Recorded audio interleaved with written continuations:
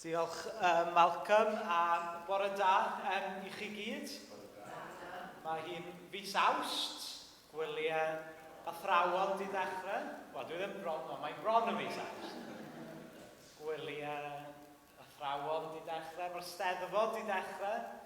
Felly wrth gwrs mae'r glaw wedi cyrraedd. Ond ni'n diolch i'r arglwydd am y glaw i dynoed bore yma yn y dyn. Mae da ni sawl rheswm i foli Duw bore yma. A dyna be ni'n wneud wrth ddechrau Oedfa gyda'n gilydd. Trwy moli Duw, trwy ganu dwy emyn, mawl sy'n codi yna môl ar ior. Felly gadewch i ni fwynhau a ddoli'r arglwydd gyda'n gilydd.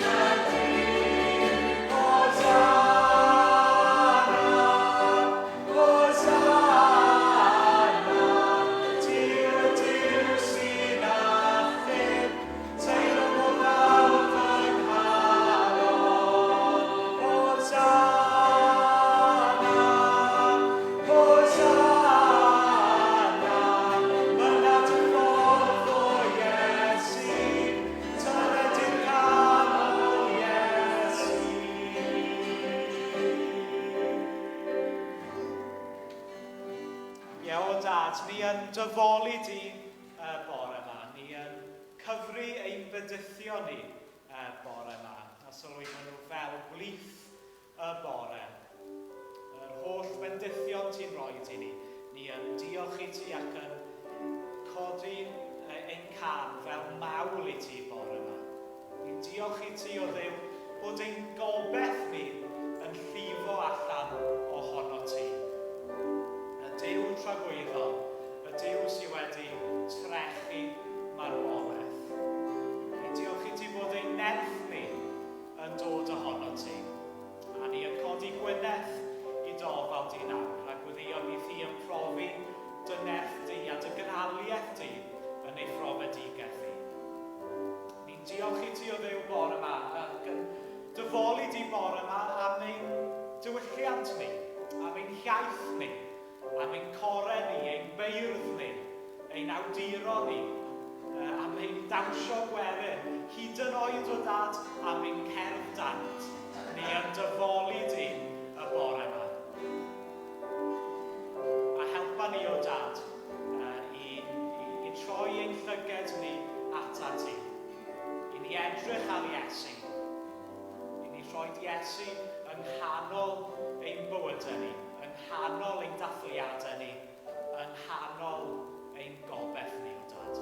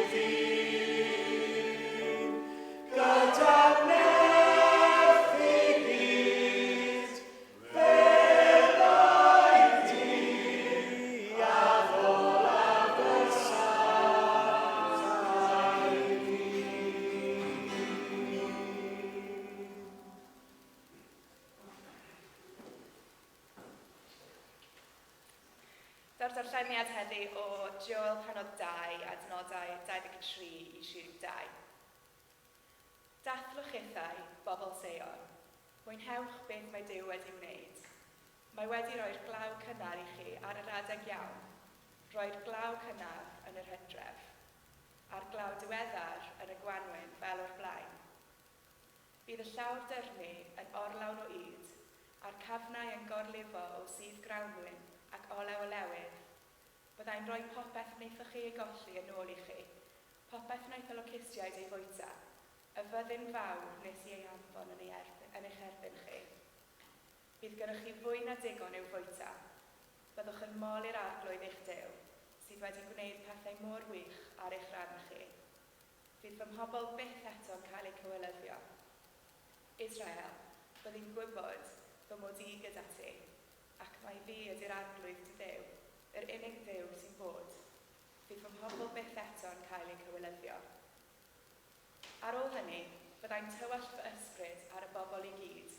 Bydd eich meibion a'ch merched yn brwydfwydo.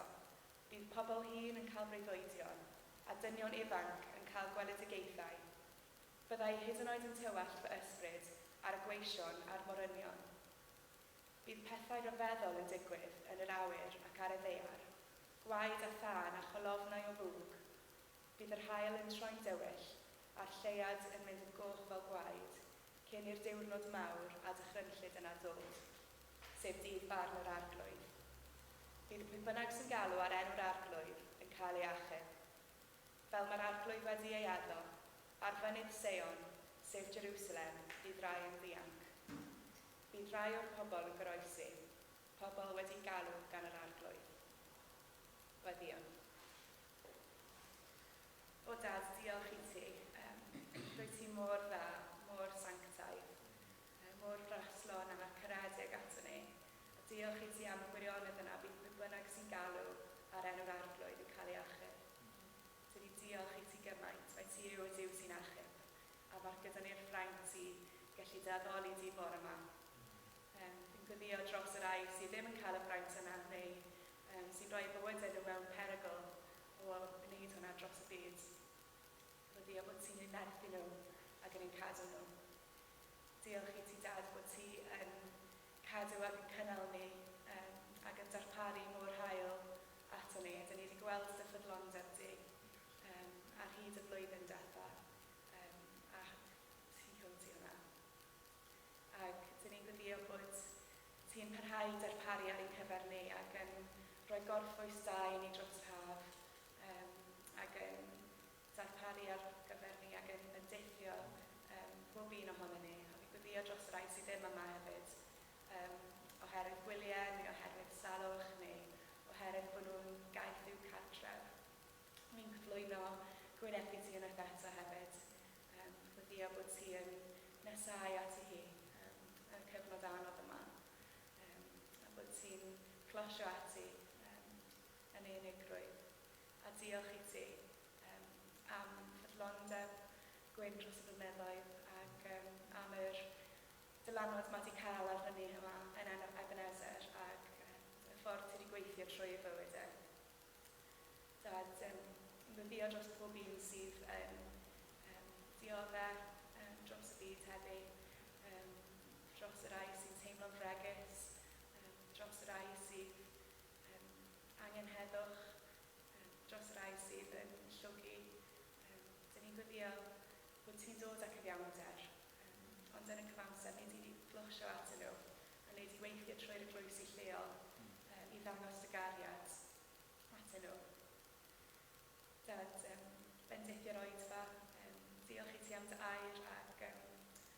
siarad i ni trwy be mae Alun gyda'i rannu gyda ni heddiw. Nid i roi clistiau agored i ni, a nid i helpu ni i dilyn di yn fwy ffyddlon bob cam o'r ffordd. Helpa ni i dod â'r clod a'r gogoniant i dy enw di bob dydd o'n oes. Yn enw Iesu Grist. Amen.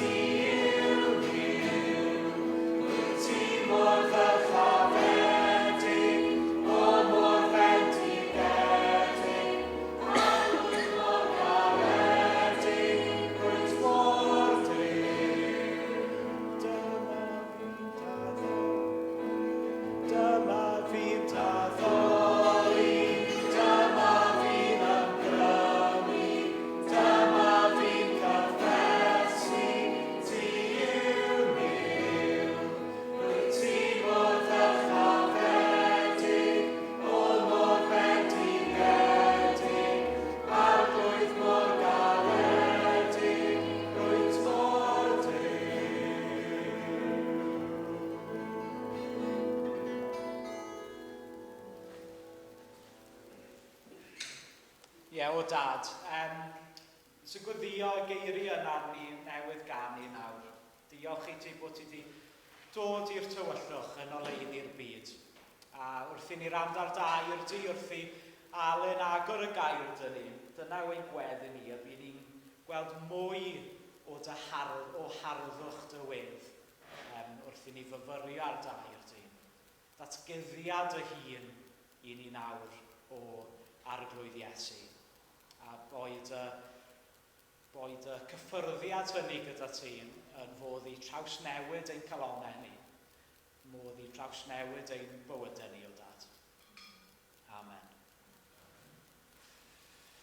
Diolch yn fawr Cynan am yn harwain ni, a diolch i Carys a Rachel am arwain yr addoliad. Lot o bobl i ffwrdd, lot o bobl wedi ymddiheuro. Mae'n diwedd tymor mewn ffordd, ond cofiwch bod Ebenezer yn parhau addoli un waith y Sul mis Awst. Byddai'n cymryd hoi, 40 Sul fi o flwyddyn yn dod i ben heddiw yma, a wedyn byddai'n cael hoi am chydig. Ac ar ddiwedd y cyfnod, diolch i chi. Diolch i bawb am eu cefnogaeth a'i gweddïau a'i gwaith mewn amrywiol ffyrdd. Mae wedi bod yn flwyddyn anarferol fel y 2 flynedd cynt. Di pethau ddim wedi ailgydio fel oddan nhw, ond fyddan ni'n dod nôl pawb ym mis Medi yn barod ar gyfer cychwyn o'r newydd ac ymegnio a cynnal gweithgareddau gogoniant i Iesu Grist. Felly diolch i bawb ohonoch chi sydd wedi cefnogi fflondeb eich gweddi eich gwaith yn ystod y tymor dwytha. Mae Tudur wedi sôn gan a fod yn cyhoeddi llongyfarchiadau Côr Caerdydd. Da ni'n mynd i gael 9 tenor rwan gan un o'r unigwyr. Sy'n nesaf o'r achos byddai ddim yn bresennol, ond mae'n hyfryd. Pawb wedi cael hwyl yn yr Eisteddfod. A bob dymuniad da, i bawb fydd yn gweithio trwy mis Awst, a phob dymuniad da i bawb fydd ar ei gwyliau yn ystod mis Awst. Gobeithio gewch chi gyfnod iach a da. Rwan ta, dwi wedi gwneud 3 phregeth ar y proffwydi bach, a y 4ydd ar ola dwi wedi ddewis yn y gyfres bach yma ydy Joel. A bob tro dwi'n clywed yr enw Joel, dwi'n meddwl am Billy Joel, y canwr soul Americanaidd. Mae rhywbeth, mae'n enw reit hip, i fod yn enw sydd yn mynd yn ôl dros fwy nag 1 mileniwm. A jyst syniad cyflym da ni'n mynd i drafod y bore yma o lyfr y proffwyd Joel, 2 pennod, 73 adnod ydi o'i gyd. Felly, ar ôl yr Oedfa, ewch adra, a dros ddisgled o de neu paned o goffi, darllenwch y 73 adnod i weld cyd-destun be dwi wedi i agor i chi y bore yma. Chydig bach o gefndir, a mae fyr iawn. Di ysgolheigion yn gwybod nesaf peth i ddim am y proffwyd Joel. Dyna di cefndir y llyfr. Enw ystyr y gair Joel ydy Yahweh sydd dduw. A pan da chi'n gweld yr enw El mewn gair Hebraeg, mae'n sôn am Elohim fel Beth El, ti dduw. Lot o enwa Hebreig hefo'r elfen El yn efo. A rhan fwy o'r amser mae'n cyfeirio at dduw Jehova, at Elohim, yr unig gwir a bywiol dduw. A peth arall da ni'n gwybod ydy enw i dad, sef Pethiwel. Felly Joel a Pethiwel ydy'r dyn da ni yn darllen i waith. Yn y gwreiddiol, yn yr Hebraeg, mae o'r ffurf barddoniaeth. Ac felly, o reidrwydd, da ni'n colli pethau a hyd yn oed yn camddeall pethau oherwydd na barddoniaeth ydy o'n yr Hebraeg. Da chi'n gwybod pa mor anodd ydy cyfieithu barddoniaeth. Dydy o ddim yn beth rhwydd o gwbl. Ac yn aml iawn, y cyfan da chi'n gallu neud ydy awgrymu'r ystyr. A dyna mae'r cyfieithwyr yn ceisio i'w wneud mewn rhai darna fwy blodeuog na'i gilydd. Mae yna awgrymiadau yn y 73 adnodau i fod o'n offeiriad yn y deml, fel oedd y proffwyd Jeremia ac Ezekiel. Mi oedd ganddo fo ddiddordeb mewn addoliad fel Hagai a Secharia. A mae rhai pobl yn ialw, yn enwedig yn y traddodiad Iddewig, yn broffwyd y deml, oherwydd bod ganddo fo swydd o fewn i grefydd Israel. Hefyd oedd ganddo fo ddiddordeb mewn amaethyddiaeth, ond pan ydych chi'n meddwl yn ôl 2-3 milenia, wel amaethyddiaeth oedd lot fawr o fusnes yna. Oedd bywydau, rhan fwyaf o bobl yn seiliedig ar tyfu byd amaethyddol, prynu a gwerthu a chynnal eu teuluoedd. Felly mae hwnna'n rhywbeth sydd yn dod i mewn yn amlwg i lyfr Joel. Mae yna lot o ysgolheigion wedi trafod pryd ysgrifenwyd y llyfr, a tydyn nhw ddim yn gwybod mewn gwirionedd. Mae'r rhai yn dweud fod wedi cael ei sgwennu 400 cyn Crist, gan bod bywyd cenedlaethol yn troi o amgylch Jerusalem a'r deml, oedden nhw wedi dod nôl o Babylon, y deml yn cael ei ailadeiladu, ac yna bod Joel. Ond mae'r rhai eraill yn dweud, falla, i fod yn ôl yn y 9fed canrif cyn Crist. So mae yna 500 o flynyddoedd yn barn yr ysgolheigion pryd ysgrifennwyd y llyfr. Ond y peth pwysig i ni ydy na gair Duw ydy llyfr Joel, bod o wedi llefaru a wedi siarad hefo'r bobl yn y mileniwm cyn geni Iesu Grist. Ac fel gair Duw i fod o'n dal i siarad hefo ni heddiw yma yn 2022.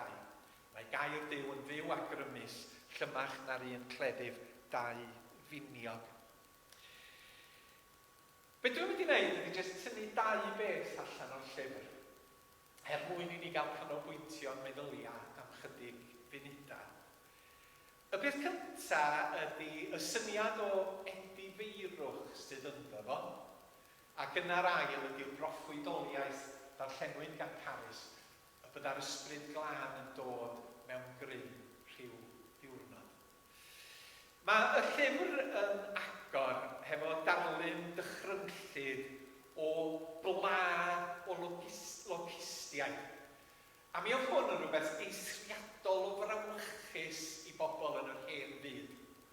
Oherwydd nid bob yn 1 a 2 neu 10 a 100 o logistiaid yn dod, ond oedden nhw'n atgenhedlu mor gyflym fel bod nhw'n gallu difa cynheuaf person yn llwyr ac yn gyfan gwbl. Maen nhw'n bita unrhyw beth a phob peth logistiaid. A mae Joel yn rhoi darlun o'r logistiaid mae'n dod fel byddin yn ymosod ar y bobl. Mae byddin fawr bwerus yn ymosod ar y wlad. Gormod ohonyn nhw i'w cyfri. Mae ganddyn nhw ddaner fel llew lewes yn rhwygo'r ysglyfaeth. Maen nhw wedi dinistio'r coed gwynwyr a does dim ar ôl o'r coed ffigis. Maen nhw wedi rhwygo'r rhisgil i ffwrdd a gadael y canghennau'n wynio. Felly oedd y plan logistiaid yn dod ac y bita, y ffrwytha, y dail, y coed, rhisgil y coed. Ac oedden nhw fel cymyla duon yn treibio bwyd a chynhaliaeth pobl Israel. A mae Joel ar dechrau'n gofyn i'r bobl i wrando ar ei neges ac i'w drosglwyddo i'r cenedlaethau oedd i ddod. Mi oedd y logistiaid oedden nhw'n cofio wedi ymosod ar yr Aifft a hanes y pla logistiaid yn y fan honno. Ond nawr roedd pobl Israel yn anffyddlon i ddiw. Ac roedd Joel yn gweld y logistiaid yma fel barn Duw ar anffyddlondeb y bobl. Ac yna mi oedd o'n galw arnyn nhw i edifarhau. Mi oedd o'n ymdeimlo ac yn emosiynol iawn am y sefyllfa. A dyma fo'n gofyn am help yr arglwydd Dduw. A mae'n galw ar y bobl i edifarhau. Sgynno ni'n anodau nesaf 12 oes. Ond dyma'r neges yr arglwydd. Dydy chi ddim yn rhy hwyr. Trowch yn ôl atai o ddifri. Ewch ebwy. Trowch atai ymbrydiodd i hwn ewch ebwy.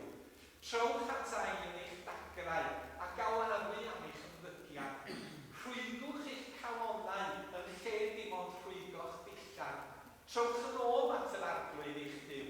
Mae e mor garedig a swigaro, mor amyneddgar ac yn anhygoel o hael a ddim yn hoffi cosbi. Felly mae Duw drwy Joel yn galw ar bobl Israel i droi yn ôl at yr arglwydd. Oedden nhw wedi bod yn anffyddlon, oedden nhw wedi colli golwg ar Dduw. A mi oedd Duw yn dweud, trowch yn ôl, dowch yn ôl ata fi. A mi oedd Joel am i'r edifarhwch ddod o ddifri o waelod calon. Sylwch ar y geiriau, rhwygwch eich calonau. Wi wedi mynd yn ôl? O na, rhwygwch eich calonau yn lle dim ond rhwygo'ch dillad. Yr arfer oedd, pan oeddech chi'n galaru neu yn edifarhau, oeddech chi, na i ddim gwneud esiadau i chi, mae hwn yn grys newydd, ond oedden nhw'n rhwygo i dillad i ffwrdd mewn galar lle, a wedyn oedden nhw'n gwisgo sach liain, llian ar gyfer sachau bwyd, a lludw am i penna. Ond o Joel yn dweud, peidiwch yn gwneud rhywbeth allanol, gadewch chi hyn newid eich calonau chi. Nid yn allanol na Duw yn gofyn i chi edifarhau, ond yn eich calonnau ac yn eich eneidia. Fel bo'r edifeirwch, repentance, edifeirwch, yn ddilys ac nid yn ffug. Mae crefydd yn gallu bod yn rhywbeth allanol, dydy. Rhywbeth da ni'n neud, defodau, patrymau, mynychu cyfarfodydd. O be mae Duw eisiau, ni'n calonnau ni bob dydd, bob awr o bob dydd. Edifeirwch ydy, pan da ni sylweddoli ger bron Duw, bod ni wedi gwneud rhywbeth o'i le, bod ni wedi troseddu, a bod ni yn teimlo'n anghyffyrddus ac yn euog ynglyn â hynny, bod ni eisiau ymddiheuro i Duw, ac hefyd amnewid yn ffordd o fyw. Felly, wrth edifarhau o flaen Duw da ni. A mae hwn yn rhywbeth pwysig. Yn hanes Joel, mi oedd barn Duw yn cael ei ddangos drwy y locustiaid yma. Ac mi oedd Duw yn dweud, wel, os fyddwch chi'n nifydd ac yn troi yn ôl ata i, mi fydd bywyd yn well. Ond ers i'r arglwydd Iesu ddod, da ni yn dal i syrthio, methu a pechu. A mae glanhad yn dod drwy Iesu a'r groes a'r aberth, ond da ni'n dod yn berffaith yn y ymddygiad ac yn y calon ac yn y meddyliad. A mewn ffordd mae'r bywyd Cristnogol yn edifarhau cyson, oherwydd da ni ddim yn berffaith. Mae pobl, dwi wedi clywed pobl yn deitha ni, dwi ddim digon da i fod yn Gristion. Ac os na dyna maen nhw wedi dweud, maen nhw wedi camddallt y peth. Oherwydd does na neb ohona ni yn ddigon da i fod yn Gristion ac i gael yn derbyn gan Dduw. Y ffordd da ni yn cael yn derbyn gan Dduw ydy drwy aberth Iesu Grist ar y groes, a bod ni'n cael yn glanhau a cael yn ystyried ymlaen ger bron Duw. Ond wrth i ni fyw yn bywydau, da ni dal i wneud camgymeriadau. Byrbwyll, deud pethau cas, deud pethau anaddas, meddwl pethau anaddas i bobl Iesu Grist. A chi bod peidio gwneud pethau da y dyla ni. A mae rhaid i fod yn gyson at yr arglwydd a dweud, arglwydd, dwi'n edifarhau eto ger dy bron di ac yn pwyso ar aberth Iesu. Dyma pan bod y cymyn yn bwysig i ni ar y daith ynddo. Cos bob tro da ni'n dod at y cymyn, da ni'n cael cyfle i edifarhau a dweud arglwydd, dwi'n dibynnu ar dy gariad yn Iesu Grist. Pan o'n i'n fach, o mam yn dweud, oeddech chi rioed yn fach, pan o'n i'n llai, o'n i'n hel hen ginioga. Carys, Sioned, a felly treio yna chi, siwr y ddau yna chi Cynan a Rachel. Pan o'n i'n cael pres bocad, o'n i'n cael y 6 einiog yma. Ni amball i geiniog gan yn hand. A nes i ddechrau casglu hen ddarna o'i genioga. Gyda nhw o hyd ffyrling, dima, ceiniog, darn 3 cheiniog, 6 cheiniog, swll, 12 ceiniog. Peidiwch yn meddwl na 100 ceiniog o mewn pit. Oedd o ddim mor syml â hynny. Sawl ceiniog o mewn pit? 240 o genioga mewn pit. Yr peth Ewropeaidd yma, da chi bod desymaleiddio fel i syml i ni, dydy. Eisiau o'n i'n mynd ôl at y pethau yna, de. Dwi'n mynd dal yn gwynt efo rhaid, ta waith. Ond oedd angen llnau y darna pres yma. Ac o'n i wedi gweld ar Blue Peter y ffordd i llnau nhw. Sos brown. HP sauce. A be oeddech chi'n neud oedd cael ceiniog, oedd wedi mynd yn fudur, a'i socian hi dros nos mewn HP sauce. A'r bore wedyn oeddech chi'n mynd ac yn sychu a'i golchi a'i sychu, ac oedd hi fel ceiniog newydd. Triwch o? Oedd o'n cael ei glanhau gan yr HP sauce. Yw gymega. Dwi'n di bita HP sauce ers hynny, da chi gwybod? Os di o'n gwneud hynny i geiniog, be mae'n neud i ti mewn i fi? Ta waith, oedd y cinioga yn lan. Ond dros y misoedd a'r blynyddoedd yn dilyn, oedden nhw'n cael eu steinio eto, a doedden nhw ddim yn aros yn lan. Felly, bob hyn a hyn oedd rhaid socia nhw mewn sos brown mwyn i glanhau. Ac fel Cristnogion, da ni derbyn maddeuant drwy'r arglwydd Iesu, da ni'n cael yn golchi'n lan. Ond mae bywyd yn steinio ni. Oedd yr hen ddiwinyddion yn sôn am diafol cnawd a byd yn dweud. Y tri dylanwad mawr arna ni. Y tywyllwch a'r diafol, y cnawd ni yn hunan a'r byd yma, a'i betha, a'i dentasiynau, a'i athrawiaethau. Da ni'n cael yn steinio, da ni'n gorfod dod nôl a edifarhau dro ar ôl tro. Wythnos ar ôl wythnos, weithiau dydd ar ôl dydd at yr arglwydd. A'r addewid ydy, yn Iesu, yn bod ni'n cael glanhad. Pant y celyn yn sôn, dwed i mi a wyt yn maddau, gwympo ganwaith i ddyn bai. Dwed a ddei byth i galon na'ch gynnig difarhau. Ac oedd Pant y celyn yn gofyn y cwestiwn arglwydd, dwi'n syrthio byth a hefyd. Ond trwy'r ras, mae Duw yn derbyn ni yn yr arglwydd Iesu. Trwy'r ras, da ni'n cael yn glanhau. Trwy'r ras, da ni'n cael ystyried yn berffaith. Amser chwarae yn ysgol Carys, oedden ni'n adeilad tryfan blwyddyn, Form 1, Form 2 a Form 3, fel oedden ni'n dweud. A amser chwarae yn y bora, am ryw reswm, yn yr haf, oedden ni'n chwarae fel caci mwci. Mae'n mynd i caci mwci, o dad yn dweud, ti eisiau diod o caci mwci. Dan dilai yn y byrdog, oedd hwnna, byrdog oedd y caci mwci.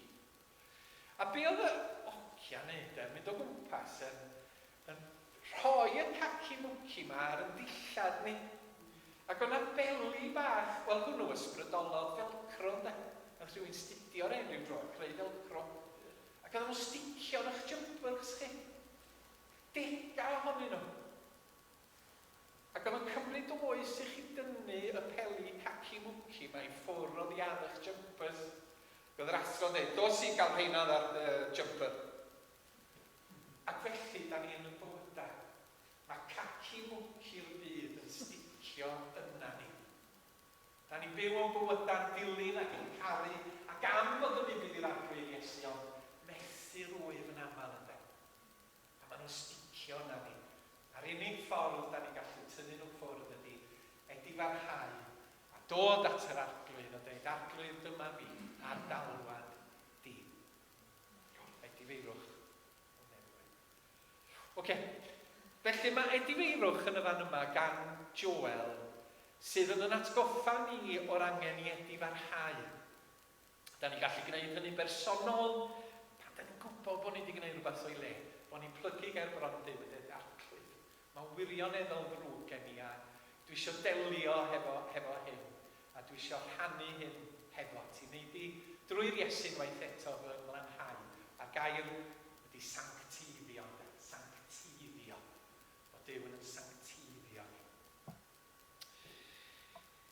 Yr ail beth o'n i eisiau tynnu sylw at efo oedd proffwydoliaeth Joel am yr ysbryd glân. Mae'n cyfeirio at y pla locust yma, mae'n cyfeirio at edifeirwch y bobl. Nath Carys darllan o'r ail benod am addewid Duw y bydda pethau'n gwella yn nes ymlaen. Ond ar ddiwedd y benod honno'r ail benod, mae ganddo fo y broffwydoliaeth yma sydd yn cael ei dyfynnu gan Pedr yn llyfr yr Actau. A da ni gyfarwydd iawn ar broffwydoliaeth. Oedd yr ysbryd glân wedi rhoi proffwydoliaeth i Joel y bydda'r ysbryd glân yn dod mewn grym yn nes ymlaen ar bobl Duw. Darllenwch y geiriau yma efo fi. Ar ôl hynny, byddai'n tywallt ysbryd ar bobl i gyd. Bydd eich meibion a chyneched yn proffwydo. Bydd bobl hŷn yn cael breuddwydio. A dynion ifanc yn cael gweledigaethau. Byddai hyd yn oed yn tywallt ysbryd ar weision a mormion. Bydd pethau rhyfeddol yn digwydd yn yr awyr a ar y ddaear, gwaed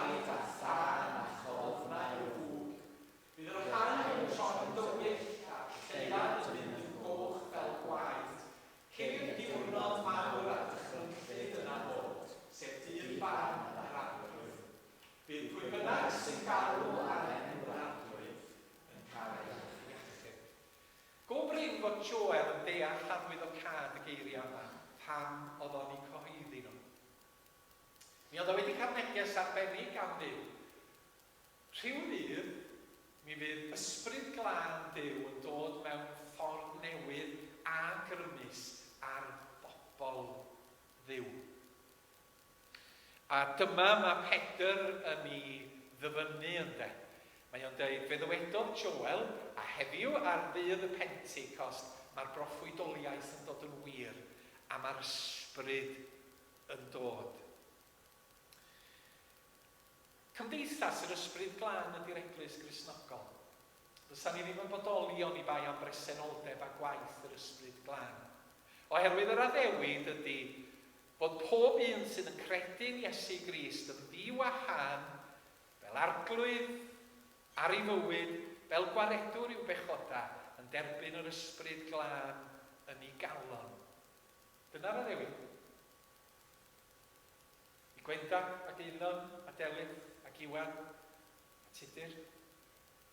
Mae'r ysbryd glân yna ni drwy yn ffydd yn Iesu Grist. Boed fy nghalon i ti'n demel. Ac felly, pan da ni yn ymddiried yn Iesu, yn credu yn Iesu, yn ildio'n bywyd i'r Iesu, mae Duw yn dweud, cyfrwch yr ysbryd glân. Mae hwn yn rodd i chi. Fel yr addawodd yr arglwydd Iesu Grist ei hun. A sylwch dau beth yn y fan yma. Nid rhyw diferyn o ysbryd glân oedd Duw yn rhoi. Wel, tywalltaf yr ysbryd arna chi. Mae'n air yn Dyffryn Conwy, lle maen nhw'n dweud trwp o law. Mond Betty Pierce dwi wedi glywed deud y gair trwp.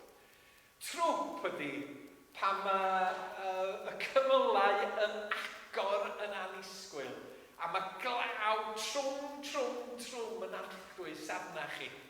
A dwi'n meddwl bod hwn yn disgrifiad da o'r ysbryd glân. Nid glaw ysgafn, nid diferion hwnt ac yma welodd Joel pan byddai'r ysbryd yn dod.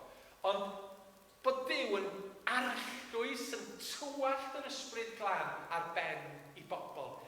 Ac ar ddydd y Pentecost, dyma welson ni'n digwydd ynde. Bod yr ysbryd yn cael ei arllwys ar y Cristnogion. Beth arall i'w sylwi yn y geiriau yma ydy nad ydy'r ysbryd ddim yn gwahaniaethu rhwng pobl ar sail safle cymdeithasol. Na rhyw yn y fan yma. Mae o yn dweud fel hyn, crynodeb, bydd yr ysbryd yn dod ar y bobl i gyd, pawb sy'n credu'n Iesu, eich meibion a'ch merched, pobl ifanc, benywaidd, gwrywaidd, dio ddim yn gwahaniaethu, pobl hyn, bydda'n nhw'n derbyn yr ysbryd glân, pobl eiddfed a phrofiadol, byddai hyd yn oed yn tywallt ysbryd ar y gweision a'r morynion. Felly mae'n dweud am gymdeithas i gyd, nid jyst rhanna o'r gymdeithas, nid o ffeiriaid yn y deml, ond pob un sydd â ffydd yn yr arglwydd Iesu, mi byddai'n tywallt yn arllwys yr ysbryd glân arnyn nhw. Pobl freintiedig, pobl fi freintiedig, sydd yn dilyn yr arglwydd Iesu, mae'r addewid am yr ysbryd glân yn gweithio yn eu plith nhw. Ac y cyfnod maen nhw'n sôn amdano fo ydy rhwng yr amser dros Iesu am y tro cyntaf a pryd fydd o'n ail ddangos, dyma cyfnod bendith yr ysbryd glân. A da ni'n byw ynddo fo. Da ni'n byw heddiw yn y Gymru baganau 2022 yng nghyfnod Duw yn arllwys yr ysbryd glân a bendithio corff Crist efo grym yr ysbryd. A sylwch beth mae'r ysbryd yn wneud, mae'n sôn am rei o'r bethau, dydy. Mae o'n dweud bydd Cristnogion yn proffwydo. Fedrwch chi ddihongli hwnnw mewn amrywiol ffyrdd. Un ffordd ydy bod nhw'n cyhoeddi gair Duw mewn gwahanol ffyrdd. Yn pregethu, yn rhannu profiad, yn cael breuddwydion a gweledigaethau, gweld pethau arbennig, Dyw yn rhoi arweiniad i bobl drwy weledigaethau, cael syniadau creadigol sut i lwyddo teyrnas Dduw a thyfu corff Crist, ac arweiniad sut i weithredu. Bydd pethau rhyfeddol yn digwydd ac fe welwyd gwirthiau. A mae gwirthiau'n parhau yn y dyddiau ni a dros y canrifoedd.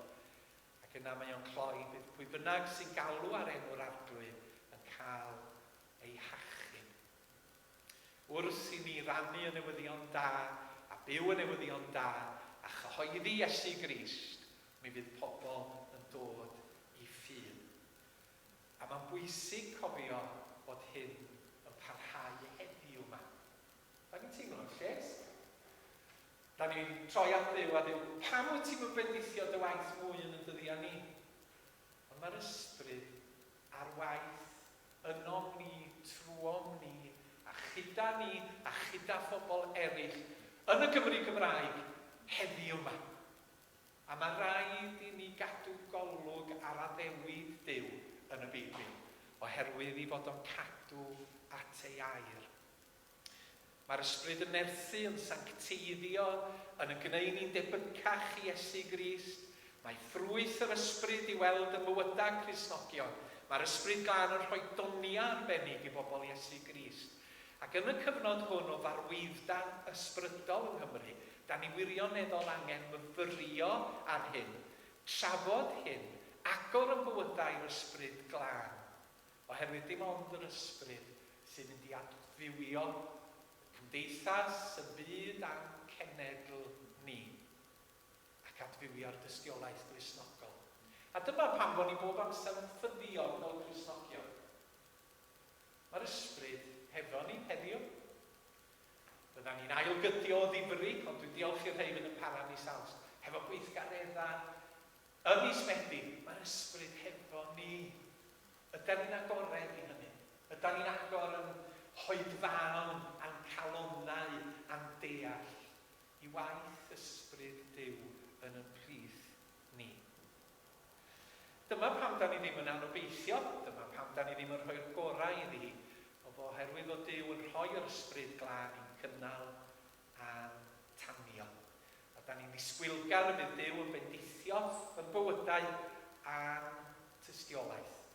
A mae hon yn neges bwysig gan Joel i Gymru 2022. Gedi feilwch, gwaith yr ysbryd er mwyn i enw. Amen. Da ni'r proffwysi bach. Mae yna 8 arall, ond ar i adael rhaid tan nes ymlaen os Duw ei mynd. Dwi'n ni nôl atyn yma cwpl o fusau. A mi allwch chi wrando nhw i gyd ar SoundCloud, a Tudur yn gosod ar SoundCloud. Pan fyddwch chi'n mynd i jogio neu cerdded yn y parc, dwi'n chi wrando ar Llwyd, neu brafod yn y Duw. A pa emyn a geiriau oedd yr ytach i gloi arnyn nhw. A diolch i Rachel am ddewis yr yna. Canolbwyntio yn meddyliau ni ar Iesu Grist. Mae unwaredwr Iesu Grist bar Duw. Werthfawr oedd dar Mesia, sanctaidd Duw.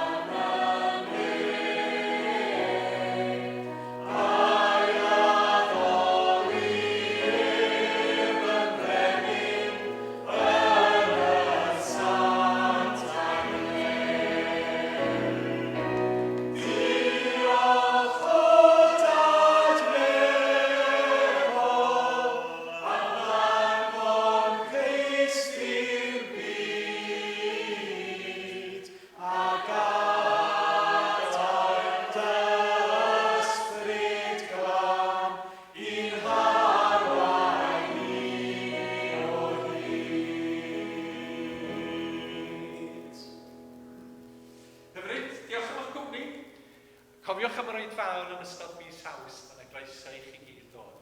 Gawn ni rannu y fendith efo'n gilydd. Gras sy'n hadwyn Iesu Grist, a chariad Dduw, a chymdeithas yr ysbryd glân, a fyddwn gyda chi o'r awr